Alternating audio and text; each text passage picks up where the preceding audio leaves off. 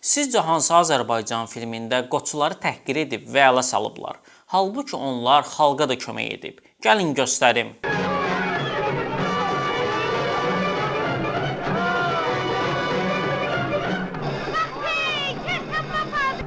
Ümumilikdə qoçuluğun çox maraqlı tarixçəsi var. Bu ifadə 19-cu əsrin ortalarından bəri yaranmışdı. Hər məhəllənin, hər kəndin Bakıda öz qoçusu olubmuş. Onlar arasında tez-tez münaqişələr baş verirmiş. Üzeyir Hacıbəyov da 1910-cu ildə yazdığı əsərində onları tənqid edir. Filmdə hətta qoçu qorxudan çadranın altına girir. Bu yolla ələ salınır. Amma maraqlı məqam odur ki, qoçular 1918-ci ildə Bakını daşnaqlardan qoruyublar. Qoçular öz aralarındakı ədavəti də kənara qoyublar. Onlar ziyalılarla və milyonçularla birləşərək bunu ediblər. Hətta bəzi qoçulara, məsələn Maştağalı Nəcəfquluya buna görə medal da verilib. Bəs siz qoçular haqqında nə düşünürsüz?